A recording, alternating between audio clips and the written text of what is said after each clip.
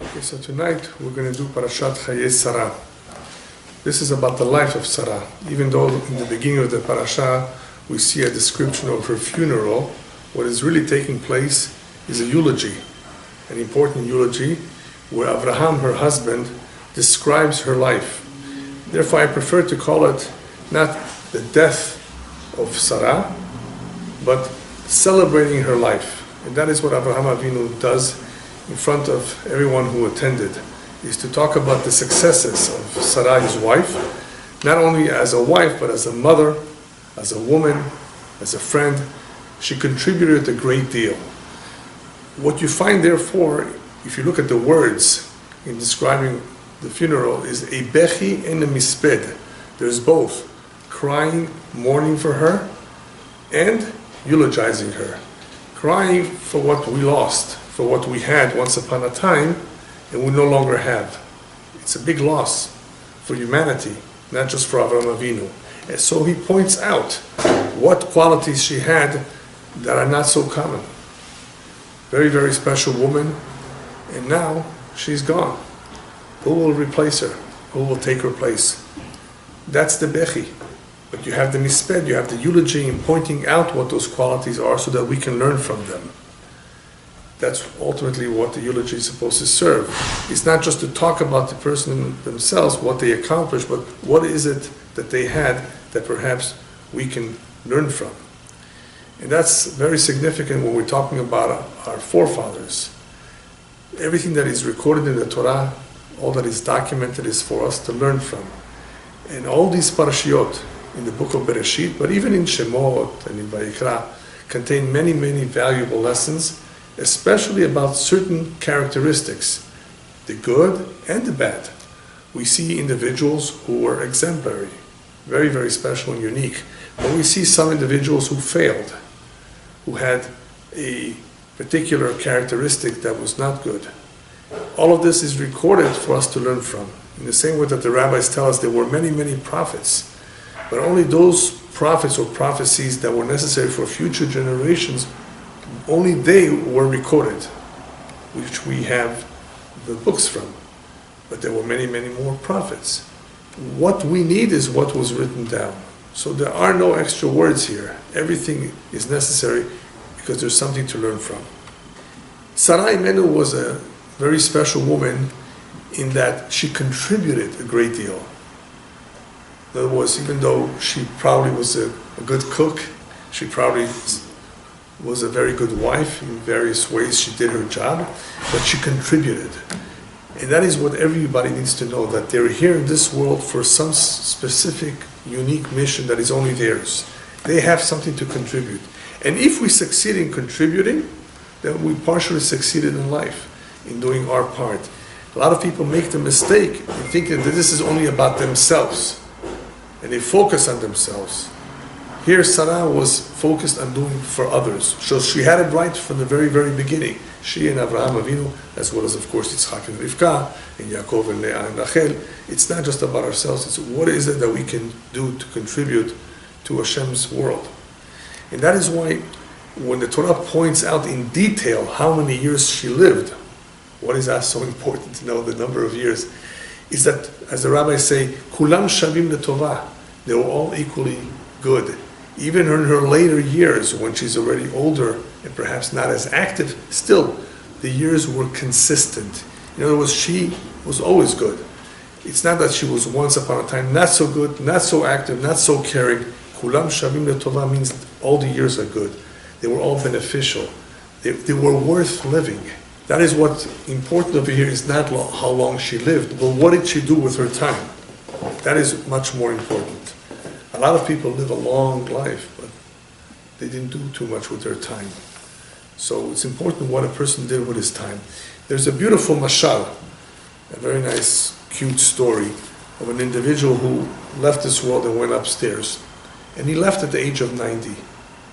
And when he comes to heaven, they have a matzeva, they have his tombstone upstairs too, where everything is recorded about who he is, his name, his father's name, and how long he lived. And it says on this matzeva that he was 2 years old when he left. And he tells the angels upstairs, you have it wrong. I lived to the age of 90. It's a mistake. And they said, no, it's not a mistake.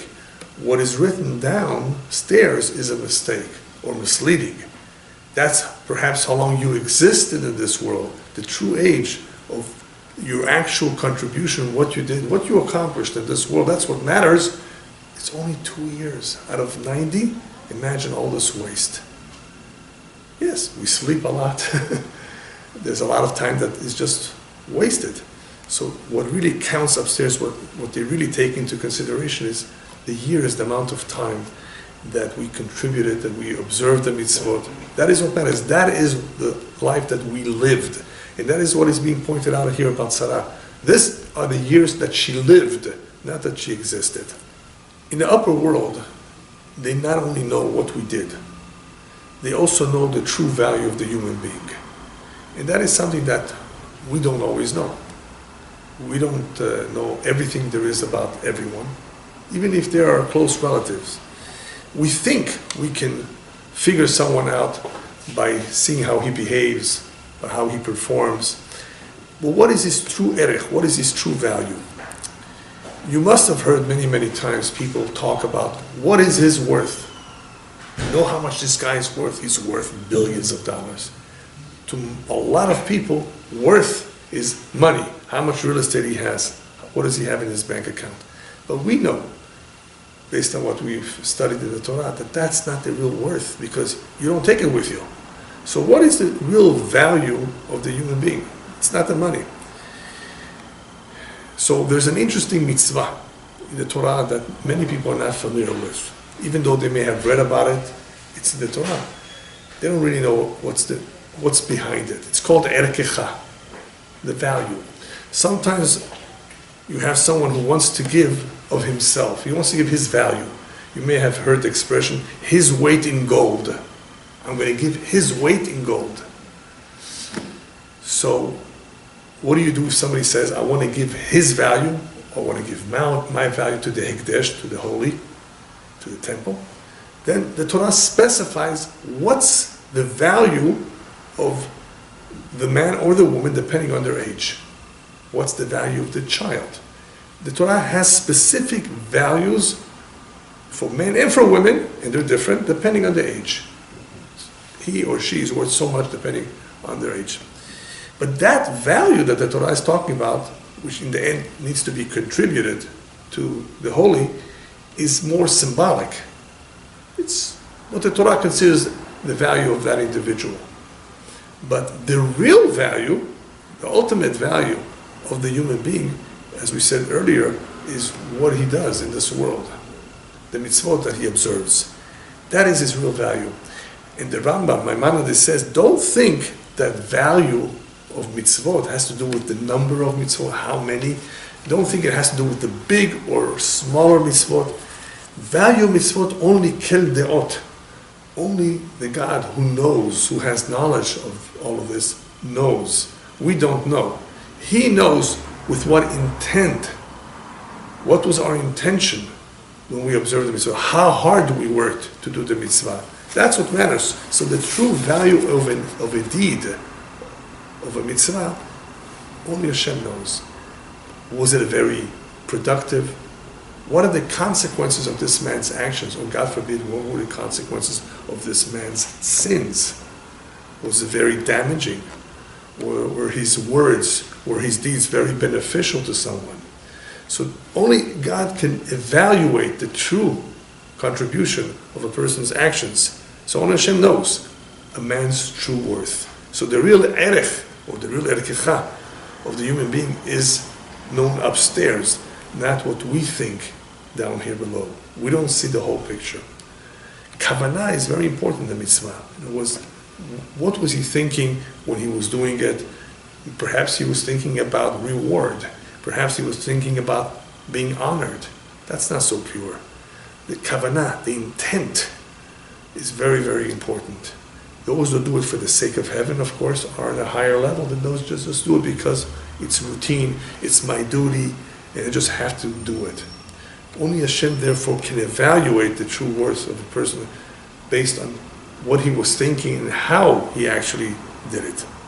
I can tell you from my mother, may she rest in peace, that after 50 years of not seeing a former student, she met up with them. She was a teacher. And they said to her, I still remember, after 50 years, what you taught me and how it left an incredible impression on me, a positive impression. They were so thankful for it. It meant so much to them. And my mother totally forgot about what she said or what she taught to that particular student on that day. She remembered somewhat the student. But look how people can remember the good and the bad, by the way, what they may have heard or what was done to them so many years ago. Yes, teachers can have a tremendous influence and therefore have to be extra careful in how they communicate the teachings, in what they say, in how they handle students, even if that student is misbehaving. It's really an art to be able to teach. You need to have the patience, but so is to be a parent. It's not automatic that just because you were able to have a child that you will know how to raise them. You have to be careful because you don't want to make mistakes. You only get one chance, pretty much. Unless somehow you're able to correct some of these mistakes, the damage may have been done. So what is really the secret of success here? What did Sarah have? What did Abraham have that they were able to carry out their job successfully? And the reason I ask this question is because we all have our challenges. We have difficult days. There are difficult people out there. And it's not easy to do the job, even though you mean well. You want to do the right thing. And the answer is very simple. They were always thinking of the other, not about themselves. That's the key. You want to know the key? One of the keys to success here is not to be selfish about it. What can I do to help the other individual? So when a teacher or a friend has the other person in mind, hopefully, of course, they know what they're doing, they are possibly going to be more successful than had they been thinking about themselves. Because here, they're willing to try hard, they're thinking of somebody else, not about themselves. When you think about yourself, things don't go so smoothly. When you think about the other, and you try hard enough, hopefully that individual will pick up on that. He really cares about me, therefore there's a chance that they will be more receptive of it. So, Sarah and Abraham are definitely unselfish in their motives, and as a result of that, they're definitely very, very successful. But this is not enough. It's not enough to just do things in the proper way, in an unselfish way. You have to care about it. A lot of us sometimes love certain things, we like to do certain things, but you may reach a point where you're tired or some difficulty that is very difficult to overcome, and you may just give up or not be interested to work hard. People also have to understand the value of what they're doing. You know how big of a mitzvah this is, you know how special it is. So even though you have what it takes to teach, you have what it takes to impress upon someone, because you're unselfish, it's not enough. You have to really care about it. You have to be willing to work hard. And that is why we see that Abraham and Sarah succeeded in making nefashot. It's a nefesh asher asu b'chanan. The rabbis tell us when it says that they took along with them wherever they traveled, the souls that they made. What do you mean they made souls? People that they converted to monotheism, who they were teaching about the ways of God, to be kind to others. There were people that actually followed them, followers. But you don't hear about them later on. What happened to all of those people to whom Sarah and Abraham gave so much, with whom they were successful? What happened to them? You don't hear any more about them. The commentaries tell us that they disappeared. Disappeared meaning they just went their way. They were not consistent. So here, you're getting a lot, you go along with it, you appreciate it, but you have to be consistent. So at some point, their initial excitement waned, left them. It could also be, I was thinking, it could also be that maybe they didn't keep in touch. sometimes people move away, they don't keep in touch, and they don't have a teacher where they went. There could be other reasons too. But what we learn from this is that despite the fact that they were convinced of the truth of what they were learning, you have to be consistent. You have to continuously learn, review your learning, consult with those that can teach you or answer your questions. You can't deal with certain issues on your own. You can't figure everything out on your own. You need to ask those who may know, who are more experienced. So that's possibly why a lot of those individuals just disappeared, even though initially they were followers of Abraham and Sarah. So even though that's the case with many of the followers, that was not the case with Sarah and Abraham themselves. So when Abraham is eulogizing Sarah, what is he saying? He's saying, Sarah, you know what was her success? You know how she prevailed? You know how she was able to maintain her purity all these years? Lo isicha da'ata. She was never distracted from her goal. She had clarity about her tachlit. This is what I want to do in life. Well, if you have clarity, and this is what you're set to do, and you're not distracted from it by other things, then there's a better chance that you will be consistent for many years to come. The same was with Abraham Avinu. Abraham Avinu was not distracted at all. And there were many things that easily distracted him. That could have misled him, God forbid. I mean, he's human just like anybody else. Of course he had a special soul. We know that. But we all have free will. There's things that can easily distract us, take away the attention that we need to give to something important, and give it away to something that is not as important. So we find that Abraham and Sarah stand out in this important area of being unselfish, caring about others, and being focused on what they want to accomplish. Great, but we also see the opposite example. We see the opposite example in this parasha and in other parashot of individuals who are very selfish. It's incredible to see opposites. Take a look, for example, let's begin with Betuel. Remember Betuel? The Betuel is the father of Lavan, the father of Rivka. Eliezer meets up with them. Eliezer, the servant of Abraham, is sent on a mission to find, hopefully, a wife for his son Yitzhak. Go to my family, and hopefully you will find her there. So, sure enough, Eliezer finds Rivka. And you know the story how, right? Well, he tells him the story. Eliezer tells the family the story how, wow, I was able to, on the first day that I arrived, find the right girl for my master's son. What did they say? What was their reaction after hearing all the details? Wow. Me'ashem yatsa davar. This is from God. Right?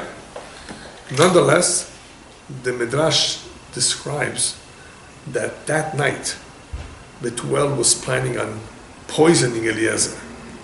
He didn't want Rivka to go with him. And instead what happened is that the angel switched the poison, switched the plates. Told him to Eliezer, eat. And the angel switched the plates and he died. Betuel wanted to interrupt, wanted to interfere, wanted to disrupt the plans of Eliezer. Why? Didn't you just say yourself, Me'ashem yatsa davar? You said yourself, you admitted that this is from God.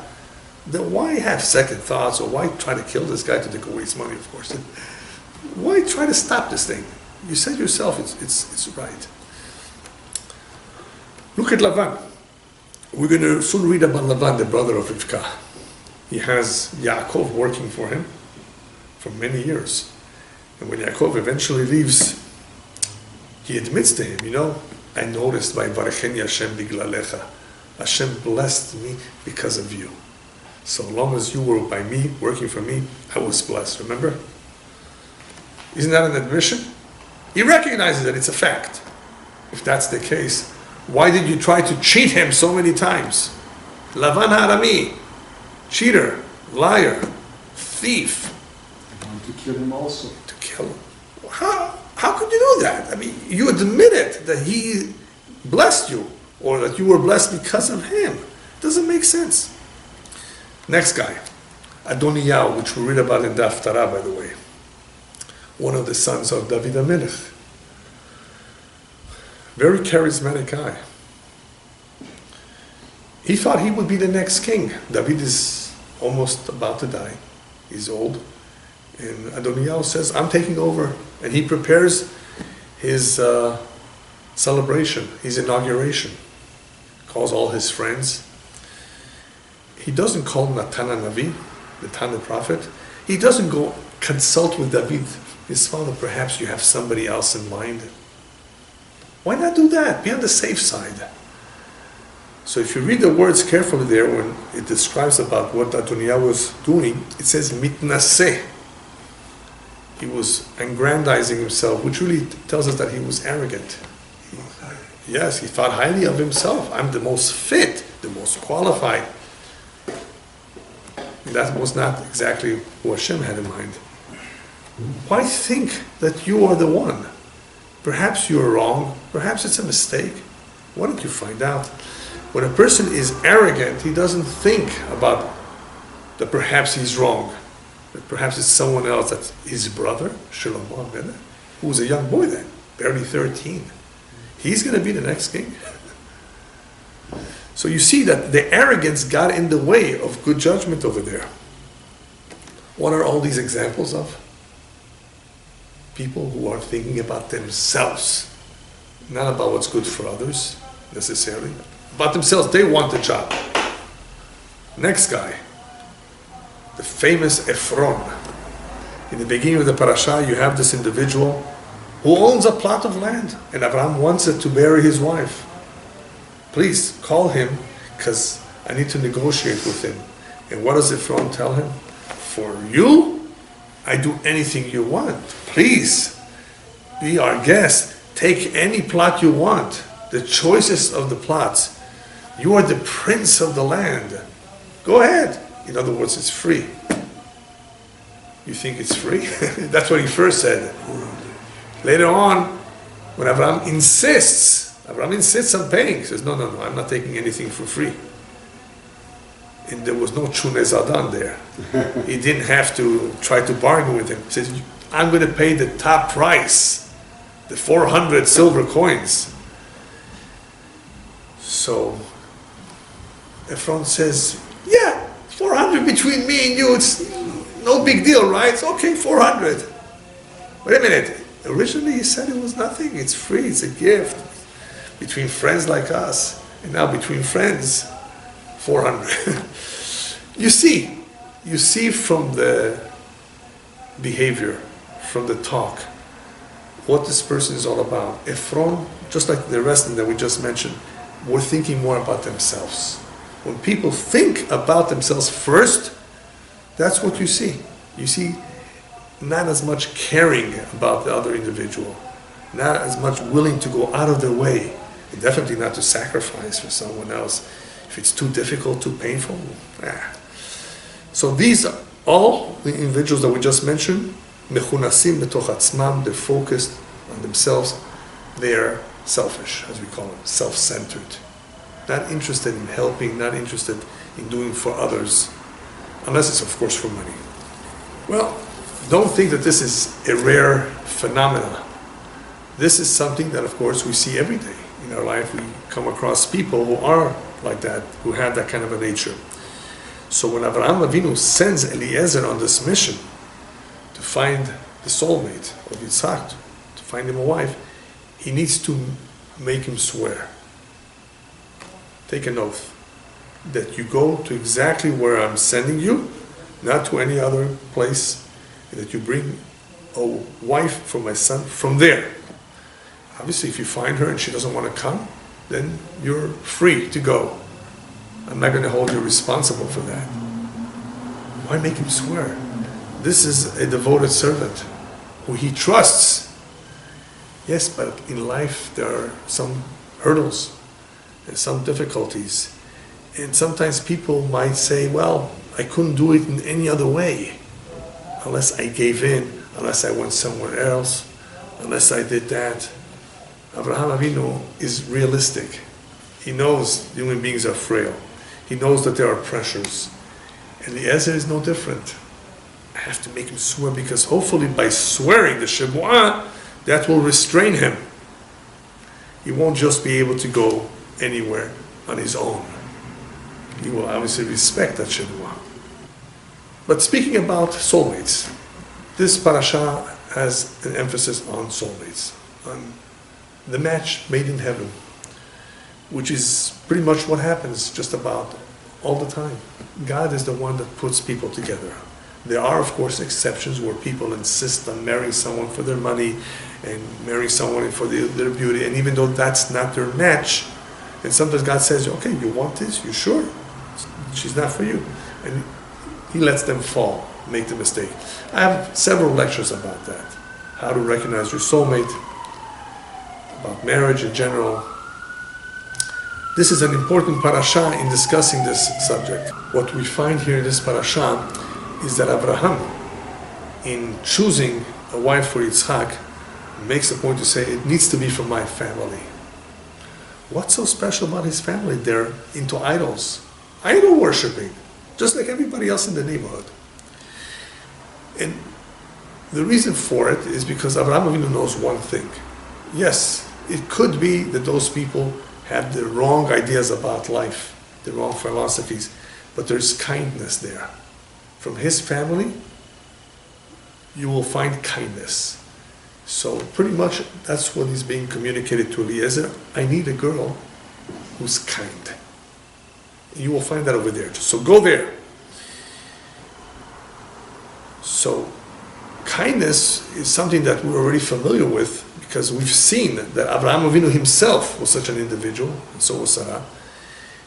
But in this parasha, you get to see a little bit more of a picture of that kindness, or the beautiful qualities that Abraham Avinu had. It's important to realize that it's not just because he was a good host. Everybody thinks of the kindness of Abraham Avinu was because of his achnasat orchim, how he loved having guests. No. If you actually read the story of Abraham in the various parashiyot, you will see other additional examples of his chesed. For example, remember when he helped the king of Sodom and brought them back? Yes, when he went to battle against those kings. They wanted to pay him. No, I'm not taking anything from you. Zero. He could have easily taken compensation. No, he didn't want. What else? We see other examples. At the burial, he insists on paying. From all of this, you see that Avraham Avinu is not hungry for money. It's not that he wants something for free. On the contrary, he wants to give. He doesn't want to take. So therefore, Eliezer is searching exactly those qualities. But I had a question. If you're pointing out that that's what you want, is a kind-hearted young girl, what if she's lazy? What if she's an angry person? Why just put an emphasis on kindness? She's kind. You know what the answer is? Someone who's really kind has all the good qualities. You don't have to worry about them being lazy. The fact that they're kind, they're not going to be so lazy. They're not going to be angry. They're kind-hearted. And that is why in Pirkei Avot, in the Ethics of Our Fathers, when there's a question there that was posed to various rabbis. Which quality should a person develop, cultivate the most of all the good qualities that there are out there? And the conclusion over there was, Lev Tov, a good heart. Even though it says there the importance of having a good friend, of having a good positive eye, a lot of other good qualities, the conclusion was the one that really matters the most, Lev Tov. Why? Because if you have a good heart, then you will have everything else too. That's the center. That's the most important one. That needs to be cultivated. Nobody's just automatically born with it. People are born with certain predispositions, certain good qualities, but this has to be cultivated. This needs a lot of work. There are all kinds of situations where people don't want to be helpful. We have to know that sometimes it's a mitzvah, even if it's painful, even if it's not easy. As I've said many times, a real Baal Chesed, one that really believes in doing kindness, does kindness even if it hurts him, even at times when he's not in the mood. Otherwise, if he only does it when he feels like it, that's not called real Chesed. So, having kindness is having a lot of good qualities.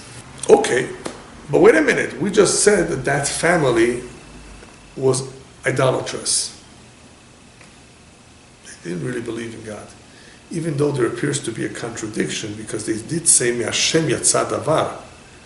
They agreed that God orchestrated this, that you were able to find a match. So they do believe somehow that God exists, but they're into idols. Isn't that a problem too? This is the home where Rivka was raised. She grew up there, even though she's still young. So how come Abraham Avinu is not concerned about that? Her brother, her father, believe in idols.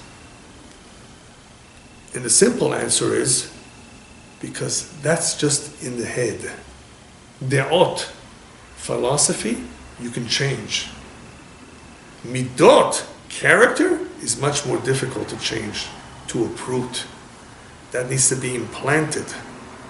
And the earlier on, the better. The earlier on that we implant certain characteristics in the child, the better. Which is why Abraham and Eliezer wanted to rush Rivka out of this home. Let's get her out quickly. She was still young. And they were saying, the family was saying, let her stay here for a while. She's still young. Okay, fine. This is the match. You know, sometimes parents say, your son to my daughter when they're very, very young. You've seen that? You've heard that? Yes. Okay, maybe this will be the case. And maybe that's what they wanted to do here. Okay, fine, she's reserved. No, and he says, I'm taking her now. Because you don't want this girl to stay in this house. A house where all they think about is money. I've talked about this before, where you sometimes have children who all they hear their parents talk about is money. Did you see the wedding this guy made? You know how much money he spent on flowers? Did you see this? Did you see that? Oh, when we make a wedding, we're going to also do something like that. We can't do anything less. It's all about chatunot pe'er. There was elegant weddings and exaggerated amounts of expenses. For what? For a couple hours of a meal? They want to impress. This will not help the couple stay married. On the contrary, it may make things worse. It may bring jealousy, it may bring fights. Money, is that what they're going to argue about? Is that what they're going to talk about? That's all people sometimes talk about because they have nothing else to talk about. Real important things in life are not discussed, are not brought up on the table, and that's what the children overhear. What are the parents talking about? That's what they're going to follow. That's what they're going to talk about. It's important to them, it's going to be important to us too. Let's get Rivka out of this house where they're selfish, where they think about themselves. Philosophies, that's easier to change. People have changed their minds. Midot, character, takes a lot more work. Right now she still has that character. She's kind. They notice that. Eliezer saw it in Rivka. Perfect. But let's not leave her behind, otherwise things could get worse. With time, things can change. Whereas, look at Abraham Avinu. Besides his kindness, the Torah says that Hashem birach et Abraham bakol. He blessed him with everything. Why tell us all of a sudden bakol? We know that. He had a lot. No. The rabbis tell us when it says bakol, that means he was content. He didn't need a lot. So yes, he had so much, but the reason why this is being emphasized is to tell us he felt he had everything. He didn't care about these things so much. He was content. And to be content is what makes someone happy, really happy. Because he's not jealous, he's not coveting, wanting more and more and more, never satisfied, never happy. So look at the difference between those people who wanted so much, who wanted more, are never happy, and Abraham Avinu. This is the house that Rivka is coming into. And that is why the younger, the better. Very important to remember that to get married, if everything goes well, and there are no accusations from above, and people are not unnecessarily picky or unnecessarily push it off, if everything is normal, then Hashem makes it happen at a normal age. There are people whose mazal is to get married later. Fine. There's a reason for that too. Remember, it's all from Shamayim. It is not because of this that he lost his soulmate. Who? Supposing a boy, that he doesn't... Sometimes he loses if he unnecessarily pushes it off. And then at the age of 58, where is she? She's not going to wait for you. Right, so people can lose through their own free will, through their own actions. But otherwise, if you let Hashem do his job, it will happen at the right time. Why some later, some younger, only he knows. You have to pray. That's all we can do, is pray and accept the fact that he runs the show, not we. So as long as we do everything right, we have no reason to be worried. However, you know where you need to be worried? Not if I will get married or not, whether you stay married. To get married is easier. It's relatively easy if you find the right person. How about staying married? So many people get divorced these days. That's trickier. That's not so simple. So why are there so many divorces today, especially, more so than in the past? Very simple. There's not enough chesed. What was chesed all about? What did we say? Chesed, kindness, means to do for the other. And here, they're just thinking about, what can you do for me? Make me happy. It's not about you, it's about us. Did you forget about that?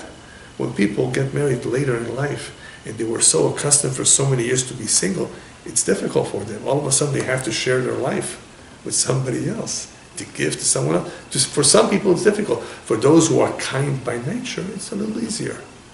They know what it is to share, to give. So, how can we help somebody develop chesed? I have various tips. I'll just share with you one right now. It's a good idea to get used to in life, to let people go first. You know how you're standing in line, or there are all kinds of situations where people can go either first or last, or where there's a line, where people take turns. Let others go first. If you are easy about that, letting others get first, let others go first, then that could help in developing that sensitivity that one needs to be kind towards others. What do we see so far about midot, about character, is that character refinement. I have a whole series about all types of characteristics that need to be refined. Character refinement is a tremendous avodah, it's a tremendous job that takes a lifetime. This is something that we have to engage in, be involved in at all times. And I think it's the Gaon of Vilna, I don't remember for sure. He said that if one has lived his life and never worked even on one midah, he didn't accomplish anything. Even though we may not be able to eradicate a bad midah completely, we can restrain it, we can control it. Because you can't change completely, but you can control yourself. You can get into the habit of doing good things. And you can train yourself not to do the bad not to do the bad things. If we learn about it, and we have the willpower, the interest, of course, then it's possible. So, in this parshiot, we see various individuals, some of them who are good, who have good qualities, and some of them who have very, very bad qualities. Just to spend a couple minutes about soulmates. So, in this week's parasha, we do see clearly that Rivka is very special. She's chosen not only because she's from that family, but also because she has the qualities that Abraham is looking for his son. Sure enough, it happens to be that she is also the soulmate. She's the one that Hashem had in mind. So when the Torah describes to us in great detail how this encounter came to be, it's miraculous, because Eliezer did not have a GPS. Not only did he arrive quickly, much quicker than usual, to his final destination, he right away met up with her. He barely had time to look around and ask, and here she is. What is that? If not a sign from Shemaim that she is the designated one. Wouldn't it be beautiful if everybody had a similar kind of situation? Obviously, it doesn't work out exactly like that for everyone. As the rabbis tell us, sometimes it's the man, usually it's the man going looking for the woman, but sometimes she comes looking for the man. As in this case, Rivka came towards Yitzchak. Yitzchak didn't leave Israel. He stayed put. So Abraham therefore had to ask Eliezer, do me a favor and go find this girl for him. So zivugim, matches happen in various ways, in all kinds of ways. But what is the common denominator of all the encounters of how people meet up with their second half? There's hashgacha. There's divine providence from above. And many times it's very open, it's clear, you see it's miraculous. So as long as the individual has no kitrugim, has no accusations against him, as long as there's no major issues against him, then it will be easier. But as I said earlier, we have no clue why some people get married later and some people earlier. We don't understand. That's up to him, that's his department. And even though Hashem does everything, soulmates is clearly his department because he knows which soul goes with which soul. So it's not just a matter of mazal here. Hashem is the one that matches them up. He knows who needs to be with whom and which children need to come out of this couple. So it's not an easy thing for anybody to do, even though a lot of people think they're good matchmakers. Sometimes yes, sometimes not. Hashem is the one that ultimately knows the correct one. Okay, if that's the case, we need to understand that if everything goes right and people find each other, and this is the correct soulmate, this is the right match, then why don't people stay married for too long? As we said earlier, divorces happen as a result of a lack of chesed. But let's assume there is chesed. Let's assume that the two of them are good people. You still have divorces.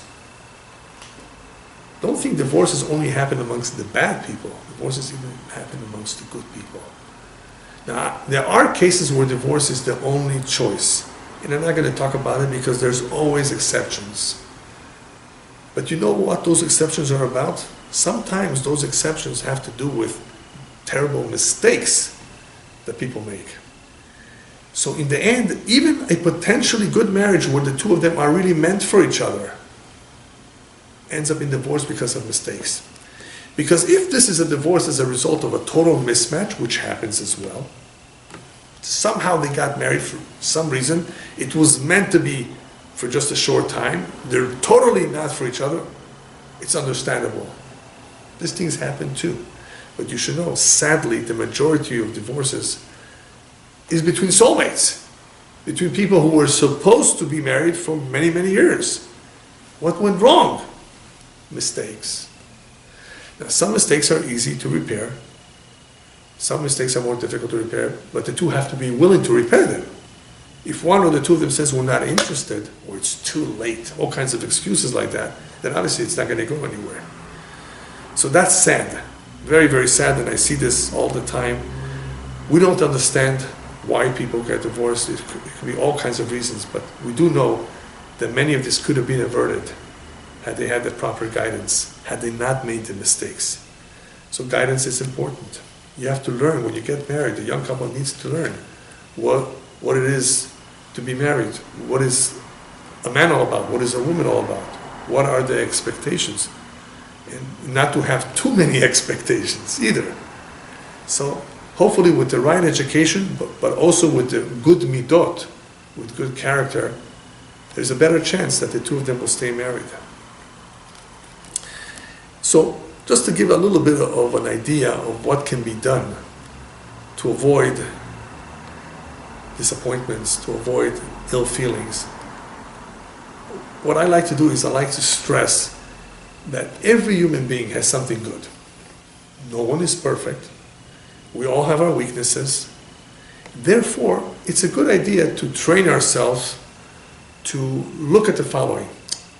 What do the two of you have in common? What do the two of you agree on? Not disagree on. Let's now focus on what do you agree on and what do you have in common. And sir, can you tell me all the good qualities she has? And lady, can you tell me all the good that he has? I'm sure there's some good. Unless we're talking about a monster, she or he has something good. Focus on the good. Don't focus on the weakness, because we all have them.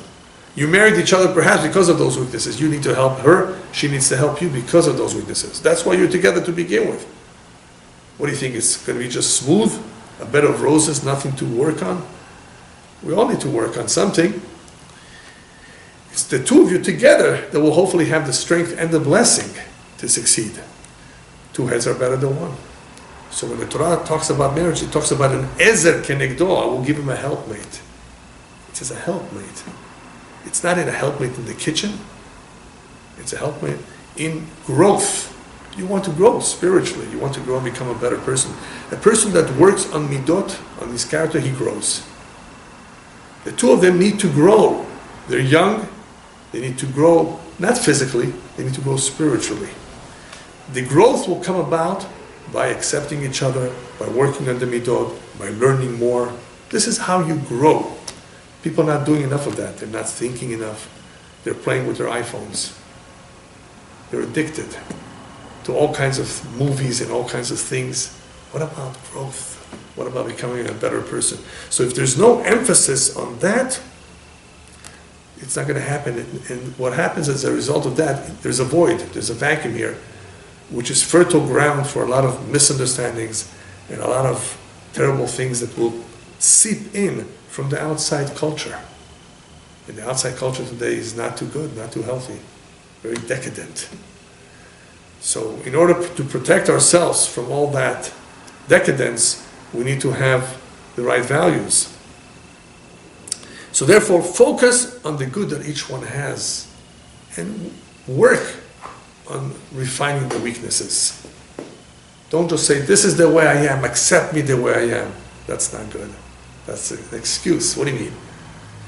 This is the way you want us to stay? You're happy with that? You know it's not right. So why should she or he suffer as a result of that? Do your best. Admit it and work on it. Then, of course, there's something called love. You know, love is very powerful. It is. Everybody knows that. Love is something everybody wants to have, but not necessarily everybody wants to give. But it's powerful if it's there. A lot of people, however, mistake love with passion. I'm crazy about her, crazy about him. You must be crazy. What do you mean crazy? Love is not passion. And love, at first sight, is really not love. There may be good chemistry at first sight, yes. It's possible that you saw something, you detected something. It could be that this is a sign that you should look further into it, but you can't call it love. We find in this week's Parasha, when Yitzhak eventually meets up with Rivka, and he brings her into his tent, into his house, and he gets married. What follows after marriage? And he loved her. Shh. Wait a minute. I thought love was supposed to come before marriage. No. The Torah is telling us love comes afterwards, not before. True love does not come before. It can't be there. Because love is about giving. It's about caring of another individual. You don't have that before. So therefore, with time, Yitzhak loved Rivka. And Rivka, of course, loved Yitzhak. With time, they got to know each other. They gave to each other. Love, therefore, followed after their marriage, not before. And that's one of the biggest mistakes people make today. They expect to be in love, and then they get married. You know, you have a lot of people who are girlfriend, boyfriend, and they got along. They got along so well that they say, oh, we're going to get married. We're in love. Somehow, after they get married, after a short while, they get divorced. But what happened? When you were friends, you didn't get divorced, or you didn't go each your way. How come now? Because marriage involves responsibilities. Oh no, now it's tough. To be married is not easy. When they were friends, they were not really responsible as much. So because of that, even though they may have fought here and there, they were okay with it. Now they got married, all of a sudden there's demands. All of a sudden there's pressures. There may be even children. You know, those beautiful kids, they're beautiful, but they take time they take our attention. And yes, it's a big investment, but it's beautiful. You're giving love to them too. So it's not easy when you're splitting, of course, yourself between your wife and your kids and everything else. Still, if you really care and you know the importance of it, then you bear with it. So the Torah is telling us, look, how love came about with time. It matured. They got to know each other and they continue to care about each other. And that is ultimately what we have to keep in mind, that Judaism teaches that true love is not passion. Even though passion is healthy, there needs to be some degree of passion. And the intimacy, of course, and commitment, and all of those things in a healthy relationship. But the real essence of love is to give, to care for another human being. Because when you care and you give to them, the act of giving is what will connect you, the two of you. The act of giving to Hashem by observing His mitzvot is what connects us to Him. The act of giving is not only connecting you, that is also the ingredient that Bezat Hashem will preserve the relationship for many years to come.